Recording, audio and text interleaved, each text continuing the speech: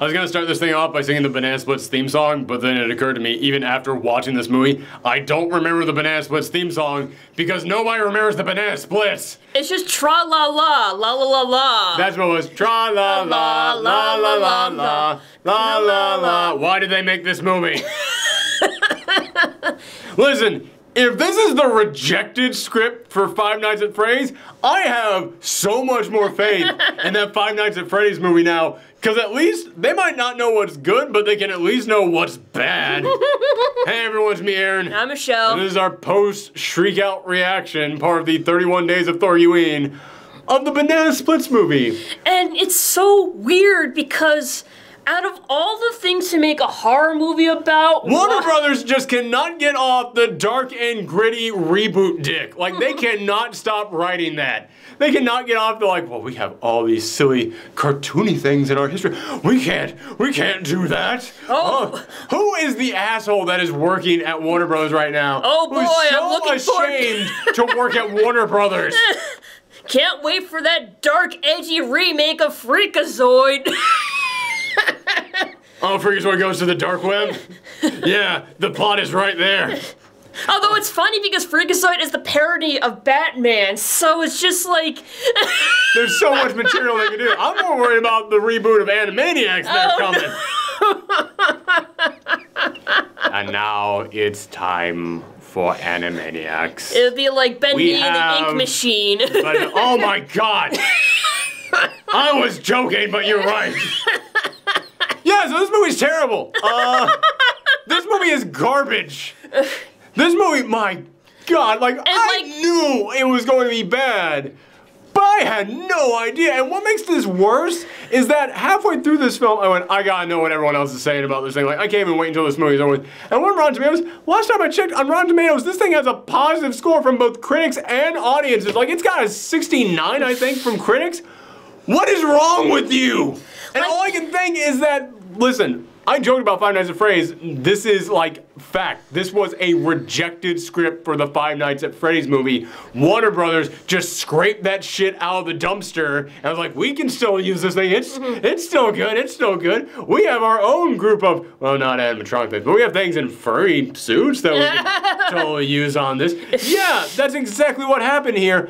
And I kept looking at this thing going, all you people out there giving this positive reviews, all you people out there like giving this praise right now, if this wasn't the Banana Splits and this was the Five Nights at Freddy's movie, you motherfuckers would be giving this thing like nothing. There would be no good score. No. It is solely just people coming in here and going, yeah, but it's funny because it's like a silly thing because they're taking this old thing that they shouldn't be doing this with and they're doing it. That makes it silly. No, it's, I mean, like, that gives you something. I'll give you the weird irony of the Banana Splits being in this. That is a, oh, hey, that's the thing. But that is as far as that should take you. If this is still a crap film, it's still a crap film. And this thing is awful. Like, it's not even funny bad or stupid bad. Like, it's just, like, it is perplexing. Like, it is cringeworthy bad. Yes. I reserve that description so often, but there is a moment in which they get to the studio that is shooting the Banana Splits TV show. And you meet all the cast of characters you're gonna get to know throughout the course of this thing. And every single one of them just made me go, I've met you right now and I don't want to spend any more time with you. There's like the stage dad who's got like the young girl who he's got to turn into a star, so he's bringing her there just so that she can meet a producer, which that's an awful plan. Yeah. Yeah, and he is so irritating, but not as bad as the next group. The influencers, I guess they're supposed to be. Like the streamers, or like... They're like the, yo, what up? I'm here at the Banana Splits, yo. Like, just these two most irritating cartoon characters. And don't get me wrong, those people exist. I mean, I'm on the internet. I know who these people are. I've seen them. But that's like the thing that you're trying to parody? Like, why? Like, that's just how out of the loop these people are. I mean... You mean the people making the film? Yeah, exactly. Yeah, it is. It has that feeling of old people looking at people on the internet and just going, yeah, that's what they're all like out there. And again, like, I've seen those idiots out there, but why are you going to put people who are already irritating in real life in your film that you're trying to make us follow for an extended period of time? Like, if you're going to have a character like that in your horror film, they're there for the real quick cutaway joke of like, you know, you make another Friday the 13th film and you're making it more comedic. Yeah. And Jason's just slashing through people.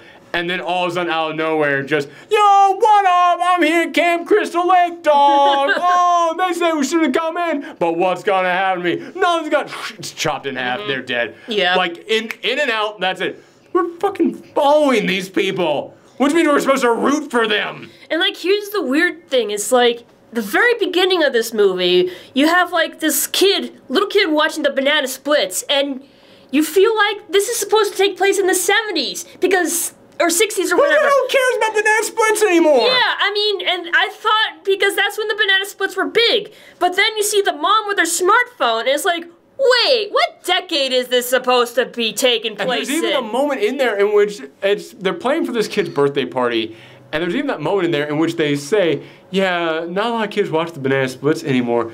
So they're not even popular in this alternate reality they created where they're still in existence. Which is weird. It's because you see these, like, the influencers going to the Banana Split show, but it's like, maybe they're just nostalgic for it. Well, I mean, yeah, there's that nostalgic audience out there, but, dear God, they're like 22, 23, like they're young and they're still too damn young to know what the Banana Splits are. And here's like the weird thing is like the little kid, he's not very popular, and like he says, and like his parents say like nobody his age watches Banana Splits anymore.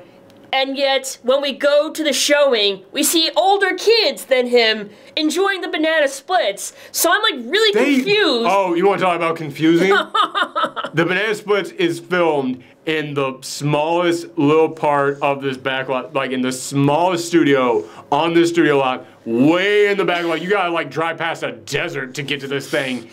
And then they get there, and then it's this little tiny rinky-dink studio. They go in there, and then there's a moment in which you see the producer back there, or the showrunner, and she's talking to the producer, and the producer says, yeah, I'm canceling the show. And she goes, why? We're still a huge hit. What? What? No, have you been paying attention to the way you've been presenting this entire time? Like, the main character who's your biggest fan, his entire family is like, no one else likes this thing. Then you get there, and you have to go out there to this little rundown-ass theater where nobody else is around. Honestly, it feels and like... there's still like a YouTuber they're like, oh, the Banana Splits, you all love those Banana Splits, right? What's the tone you go, what is the storyline behind this? What is the background on this that you're trying to set up? Like, honestly, the studio just feels like a warehouse they just rented. Like, Which you're fucking, like, it's so weird. Like, you can't even just, like, film on the Warner Brothers lot. Like, you can't, like, at least then you wouldn't even have to spend money to rent a place out. You would own the locations you're shooting on. Yeah. Oh, my God. Maybe that's what they did, and this is like the abandoned Warner Brothers lot because they're all moving. Maybe Warner Brothers are just too ashamed to have their logo presented anywhere in this movie. This is the rundown part of the Warner Brothers studio. It's like, well, I guess we can let it fall into dilapidation, but not sell it off in case we need to shoot something really shitty, set it in a movie studio setting over here someday. But this movie, goddamn. So the setup for the Banana Split is already makes no goddamn sense. Mm-hmm.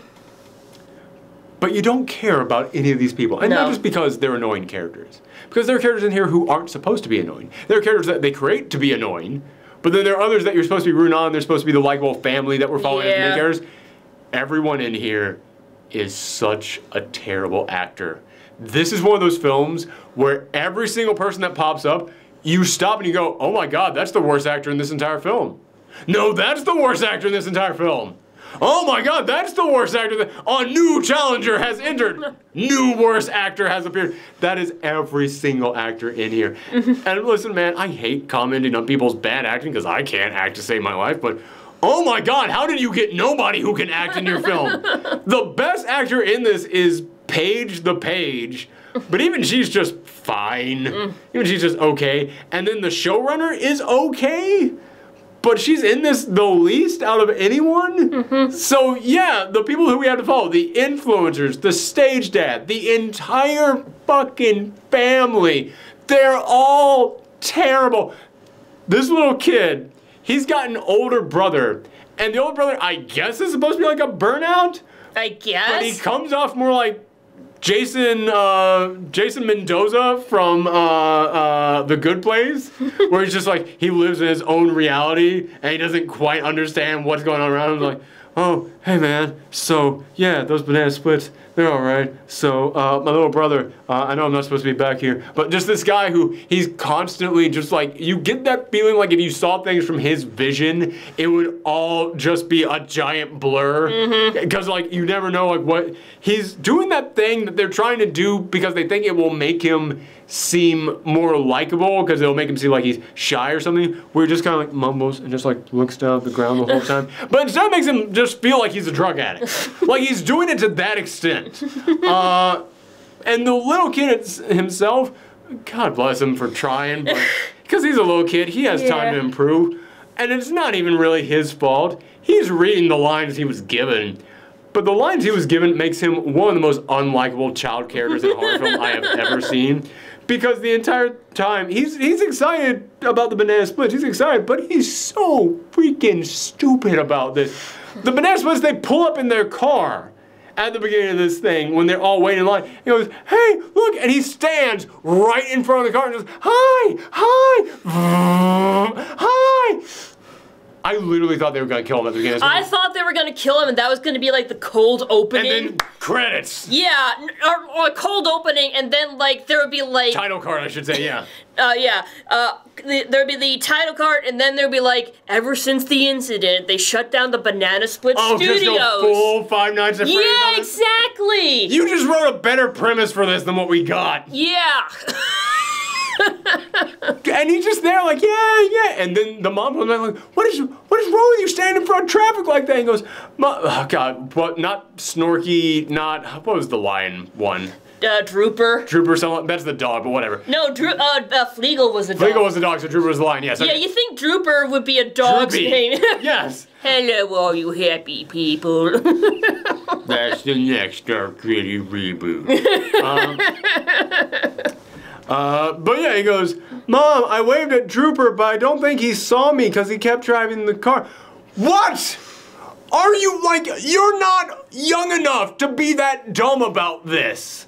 Like, this kid is, I don't know, I'm going to be lenient on this and say he's maybe like 8. Maybe. That is old enough that when a car almost hits you, your immediate reaction is, the stuffed animal driving it didn't wave back to me, Mom.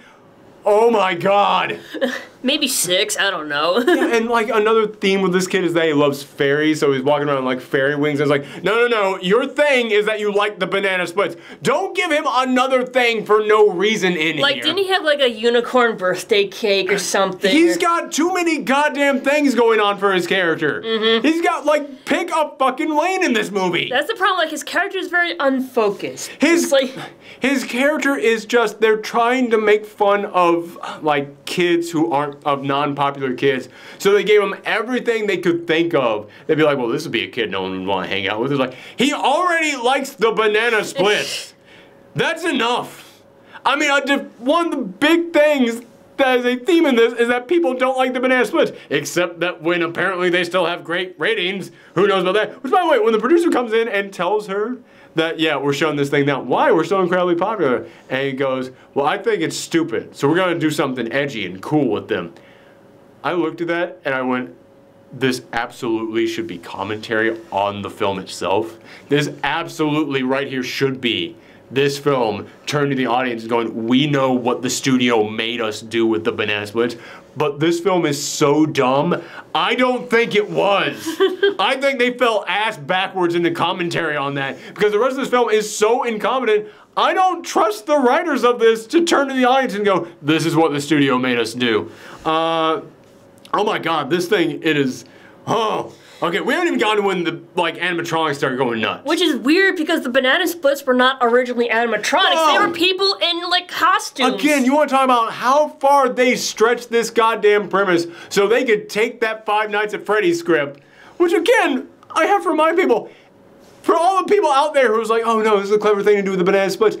What? Rooting around the trash for a discarded script from a different movie and then shoving your square peg into that round hole?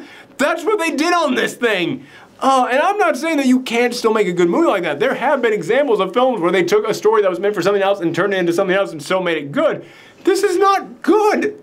This movie is them just going, I don't know what we're doing here. I watched a review a few days ago, like after we saw the film, from someone who was actually a Banana Splits fan and just said, this was not what the Banana Splits show was. Like, the show that they made here for them to do, it's not even what the Banana Splits were. No. Like, there's nothing in here other than just the name that ties this to the Banana Splits. This has nothing to do with it at all. Because they have like people in the audience go through on like a big double dare challenge. Yeah.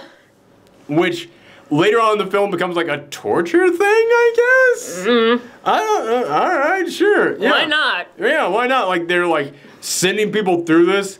And I'm just looking at like, and they're getting injured on, but they're getting injured because the banana splits are hitting them while they're doing it, and then just go, you can just have the banana splits like if you're going to do a thing where the big obstacle course they go on at the end becomes like a thing that's a death trap, have it be a moment where like while people are on the obstacle course is like, oh shoot, that thing started breaking down. Oh man, if we hadn't caught that in time, oh that could have like just sliced someone clean in half. Oh man, we would have gotten in so much trouble. Like I was just gonna say. And then later on, it's the banana supposed to just break that thing on purpose or something. But no, they're going through this big Nerf foam rubber obstacle course, and people are just going, no, don't make me do this. But then just the banana supposed like throwing shit at them while they do it. That doesn't. I don't know. I was thinking like Dark Double Dare, but then I realized, oh, that's just Saw. Yeah. Because there is a Saw element in this thing too. Yeah, so the banana splits, they're animatronics.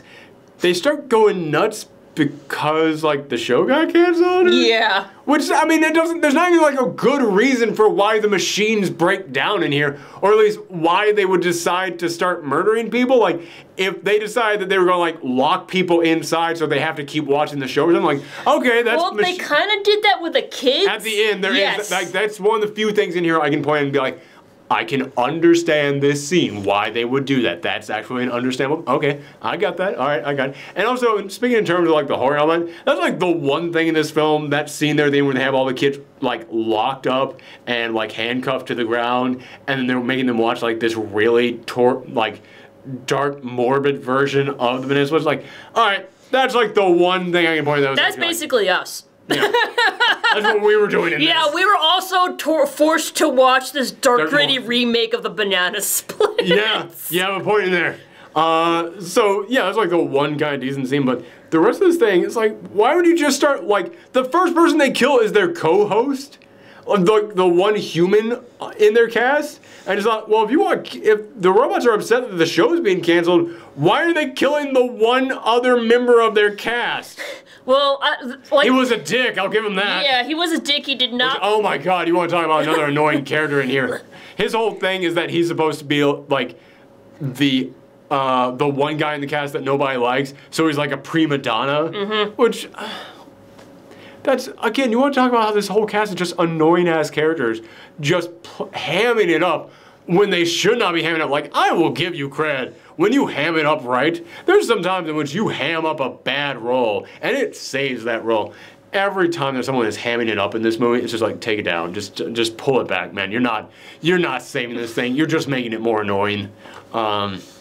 Like, it made sense if they killed off the producer because he was the one in charge of, like, shutting down production. It's like, no, we must continue making the show. Which they do. I think he's the second one that they kill. Yeah. He's either the second or the first. I can't remember which one comes first, but it seems like after they kill the producer, it's just like, all right, show is saved, everybody. Yay. Okay. Sure.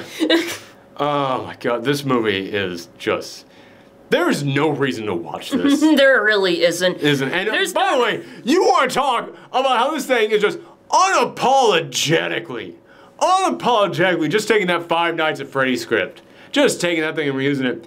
There is a moment in which one of the influencers, he proposes to his girlfriend, then he ends up getting murdered, and she's just screaming, just, no, no, and then the rest of the family comes finds her. It's like, no, no, no, he wouldn't want you to just stay here, like, you have to come along. And then they go and they find the crazed scientist who creates and maintains the banana splits, who's been locked up and wants to escape, but he doesn't want any, but he also wants the banana splits to run wild and just murder everyone. Yeah, he changes motivations all the time. He changes like, no, please, you have to get me out here. Please, we can escape together. No, wait, you're trying to hurt the banana splits? Oh, you monsters, I won't let you do it. Fuck off with that shit. I think one of the banana splits dragged in one of the other one that was like broken. When he saw that, he was like, no, no. So you want to escape the crazed killer robots, but you don't want the crazed killer robots to be hurt in the process. Then you're fine with being locked up to be their slave who takes care of them. Okay, God, go fuck yourself with this. But there's a moment in which they all get in their lab and they find like this little tunnel going down, which there's a moment in which they get down to the tunnel and they find like just all the other people who were there at the show just dead in there. And that's actually like a good creepy reveal. I'll give them that. They were the parents of the kids who are now being forced to watch the yeah, that show. was actually like a good creepy reveal. I'll give them that one. But which kind of reminds me, all those kids are orphans at the end of the movie. Oh yeah. That never gets resolved. No. No one ever touches that ever again. If their parents were like all the other parents in the show, they're probably better off for it. That's one thing that we gotta mention. The little kid's dad is a complete sack of shit, like a complete asshole. And then like halfway through the movie, it gets revealed he's cheating on his wife with his secretary. And I just looked at that and just went, you spent this entire film proving yourself to be an asshole. We don't need this. We don't need this extra thing to make the audience go, oh, I can't wait for you to die. I thought it was going to be the classic workaholic dad stereotype who suddenly bonds with his kid after this horrifying event, spends more time with his family. It's like, nope, he's just the dick. Well, because he's not even like a workaholic. He's just talking shit about his kids early on. He's just being such a complete sack of shit to them. And then it gets revealed he's cheating, and it feels like they did that just so they can go, yeah, but even with him being just an awful person, if we kill him, someone in the audience still might be sad. We need that extra thing in there to make the audience 100% okay with him dying. Oh my God, shut up. I've talked about that many times, but if you make me want the killer to kill the people in the movie, if it's like a quick like joke thing, like a quick character we've never seen before, and you're just introducing like a really annoying person out of nowhere to instantly die, fine, that's perfectly fine. If it's a major character we're following for a large chunk of this film, you just make me follow an awful person I don't want to be with, who I will feel nothing for when they eventually die. This is one of the worst examples of that I've seen. What am I talking about? Yes, okay. But then they get in there and they climb down in this hole, but the woman who was the influencer, she doesn't follow them. She's about to follow them, and then she stops and goes, what's this? And picks up like a mechanical owl costume. Yeah. Which is not even like a big goofy floppy one like the Banana Splits. It's like a supervillain costume made for a human being to wear. And she holds this up and goes, oh, I wanted to make them a sister. I went, oh, so they can open a sister location? Yeah, motherfucker, you know in the original script for this, in the Five Nights at Freddy's script, it's like, oh, I wanted to make them a sister. That was Bella, or whatever her name was, the ballerina. Yeah, I know enough about Five Nights at Freddy's lore to know that there is the sister to the other animatronics at the sister location that contains the soul of the sister of the child of the person who made it. I know this shit. I've watched enough of these game theories. Really wish I had. That's taking up important space in my mind. Alright. But yeah, like, you look at that, and out of fucking nowhere they introduced that idea. And just so they could have the sister thing, and yeah, if this was Five Nights at Freddy's, you know exactly what that is. And so she then puts on the mechanical owl mask, and just, and then just murders him. And then at the end of this thing, after the Banana Splits are killed, this thing ends with her driving off in the big cartoon buggy that they all drive around, And she's driving around that, and she's got all the parts in the back, but she's now in the supervillain owl costume. It's going la la la la la la la. So there's your sequel bait. Yeah, like, and again. By the way, she runs over the dad. She runs over the which dad. Which is stupid because that buggy is nowhere near like as powerful enough to actually run somebody over. Like, if you get hit with that thing, it would not go over you. You would like get bumped and like fall, but you would probably like stop it on its way. It's like, ow, my shin, ow. Yeah, like it would bump you ahead a little bit. Oh my god, which that's also like a fake out because you think he died earlier on, then at the very end he reappears and goes, I've learned my lesson, I learned that it's you and the family that's important, and then the wife just like slaps him and goes, I want a divorce. And then, which by the way, the mom, they were so desperate to get in there like an action hero. Yeah. She has the most classic like, oh my god, something's happened. I gotta get up there. My shirt is torn. Rip that off. She's got like the tank top, like Sarah Connor outfit on underneath. And she climbs up to this rafters where her older son is being attacked by the big monkey one. And she comes up there, grabs the big monkey one, and throws him off. That thing, if it's mechanical, weighs like 900 pounds. What the hell? Oh my god. Yeah, that thing being up on the rafters by itself should cause that entire thing to collapse. But yeah, like the end of this thing, you look at it and you're just like, and that leads into Five Nights at Freddy's sister location. Oh, but we didn't talk about the twist in which Snorky becomes good. Snorky was the little kid's favorite one, and the little kid's like, no, Snorky, I know this isn't you. I know there's good in you, Snorky. And like, he wins Snorky over by doing like the Snorky shuffle. And then at the end of this thing, they're trying to escape, and then I think it was the ape. I think it was the gorilla who comes back around. It was the monkey one who comes back around, or maybe it was like I can't remember which one it was, but one of them it comes back there and it's like, nope, I'm still alive. I'm here to stop you. And then Snorky just sidelines this thing and attacks it, and this thing ends with a knockdown, drag out fight between these two big stuffed animals, and it just looks like high school mascots beating the shit out of each other.